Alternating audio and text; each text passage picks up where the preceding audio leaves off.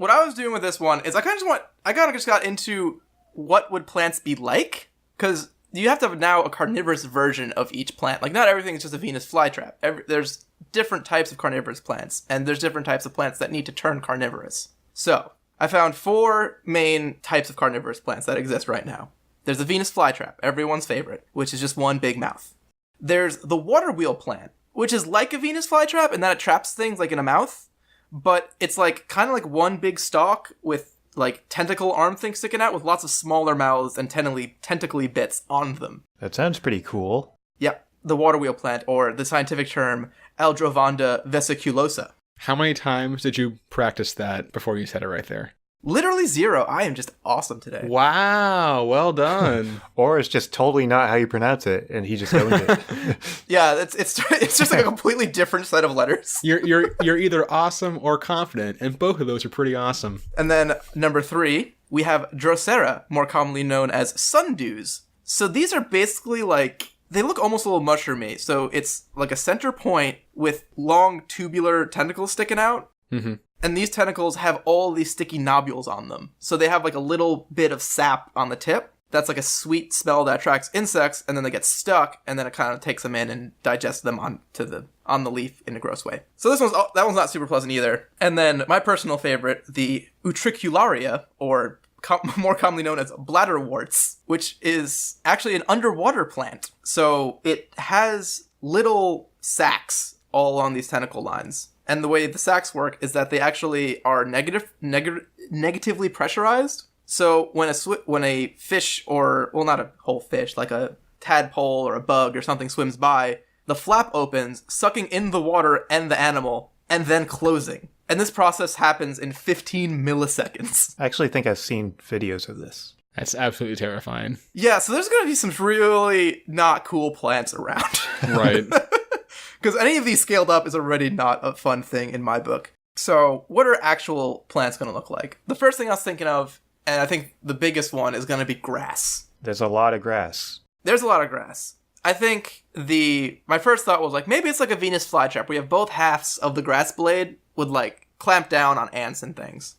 And then I had a much better idea where a lot of grasses, not your typical long grass to this extent, but there's a lot of plant-like plants out there that the whole field of the plant is actually just one organism. So my imagination is that your square of backyard turns into all the plants, all the grass is one organism, and there's a mouth in the middle. And all the grass just constantly undulates towards the center like a big old 2D sarlacc pit. Ew, I don't like the word undulates. Undulate is a very evocative word. You can't talk about bad words, Ben. Okay, you're right. You said mass like 35 times against did. my express wishes. I did. You're right. I apologize. So, grass is not going to be fun. And I think huge fields are just going to get, like, proportionally big. And, like, when you have fields with, like, the 3-foot grass, it's going to be a problem for people, too. But I think a lot of people are going to get concrete backyards. While they may not be as nice as grass looks, it's sure beats, like, falling asleep on your lawn in a picnic and then just being eaten by the grass. Bushes, like hedges and brambly bushes, I think they're going to be like the Venus flytraps. So I think they're going to be more hollow. And then instead of 2 flat green halves, it's going to be just like a bunch of brambles that kind of lash out and grab you as you're walking along the sidewalk in my pleasant new world that I've created. Going back to the ocean, I think seaweed is just going to be like big old bladderworts. So you're going to be swimming in the ocean and you're just going to be like, oh, my foot touched a little something. And then the ocean will be sucked down and you will disappear under the water. They create like suction in the water. Yeah, there's literally like a negative pressure that they form in the capsule, so it sucks in everything. They're really just not super fun for things that are vulnerable to that are inappropriately sized, I guess. And then, obviously, the biggest plants and our biggest problems are going to be the trees. Because I think there's going to be a lot of types of trees, because trees can go basically any way they want to. Like, level 1, you have Harry Potter Whomping Willows, where they're just going to drop their sticks on you and beat the fuck out of you. I was thinking just willow trees in general, nothing good is going to come of this. Yeah, willow trees are not fun, so they might just hit you. Right. They're not going to eat you? They'll just hit you? I mean, they'll hit you and then, I guess, bring you to the trunk mouth, I guess. And then you're going to disappear and never see the light of day again, which will be a small blessing compared to what just happened to you. Then there's also, like, going back to these sundews where they're, like, have long and sticky tentacles, like a sticky and drippy, like, willow would also be really not cool. Where you just get like reeled up into the dangly bits. Into the dangly bits like a fly trap, but like sentient and and humongous. I also imagined the Venus flytrap version, which would probably just look like a kid's drawing of a tree, but the top half would be open, so whenever a bird lands in it, it would just go like chung. So that would be less of a problem for us, but also not great for the ecosystem around it. And that kind of does it for like the already existing carnivorous plants. But there's also some trees that exist already that really have interesting developments. So these are mostly for protection and for spreading seeds. But there's two particular trees I want to point out. The first one is the Morus alba, or the white mulberry tree. This tree is unique in that it ejects pollen. It ejects its pollen like little seed capsule things at half the speed of sound. What? Whoa. It can shoot them, which is about 400 miles an hour. And I'm just going to throw this quote in here. This is the fastest motion yet observed in biology, and approaches the theoretical physical limits for movements in plants. And it's from a tree. And it's from a tree, the white mulberry tree, which looks quite nice. Yeah, it's a pleasant name. So, like, I worry that this ability could be adapted to, It could be weaponized. yeah. You're just gonna be walking near a forest, and then you'll just hear a, and then that's it. Yeah, I don't even know what the sound is, but, like, ugh. And even though it's tiny pollen, like, not cool. But even worse than this plant, even worse than this tree, is the Hura crepitans, or the sandbox tree. So, first off, this tree looks horrible to start. Basically, it's like a oak tree looking thing, but all the way up the stem, the trunk, is spikes, like just everywhere, it's like going to a heavy metal concert, like spikes everywhere.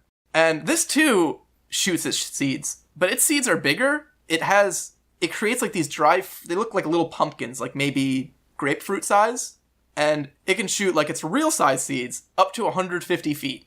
And the sound of these things exploding is equivalent to a gunshot. I thought you were going to try to mimic the sound with your mouth. Well, I can't because I'm not a gun. I'm not a human gunman who just has a... Kaplowy. That was accurate. Approximately. But yeah, these already have enough force to injure persons or livestock. And you may think that sucks. But in addition to it shooting you a lot in a horrible gun sound, it also has poisonous leaves, bark, and seeds. It's already very deadly without being carnivorous. Yeah, so if this thing has any mind to eat you, like, you just don't... Like, imagine going into a forest. You, like, jump into a pile of leaves because you're an idiot. And then you wake up, you're like, oh, I'm feeling a little woozy. And, like, you try to stabilize yourself on a tree trunk. Bam, spike in the hand. And you're like, ow! And you shout, and then there's a rustle. And then the forest goes quiet for a second. And then just an entire battalion of little pumpkin seeds explode, and you just die. And there's nothing left of you. And, yeah, I think that's going to be about the worst plant that's going to attack you. It's pretty terrifying. That sounds awful. I don't think I would ever go into the forest ever again. That seems like a smart idea in general in this hypothetical situation. Yeah. Yeah, it's just like you have to have so many different types of protection against these plants. Like, you got to be able to stop sticky things and mouth things and bullet things and, like, poison things. Never mind, like, the plants that, like, shoot out, like, clouds of pollen or stink that could just very easily be poisonous. The bullet things are the ones that I think caught me the most off guard. Yeah. Otherwise, I wouldn't say prepared for it, but at least maybe expecting it. If they can't shoot anything, you just stay away from the tree. Right. But they have long range. The one blessing I did find is I didn't find any plants that moved. That's good. So I didn't find any that's going to be like hunting you. You didn't find any walking trees. Yeah, there's no walking trees. The only plants I can find that quote-unquote move are ones that grow, like, in a direction, but that doesn't fucking count.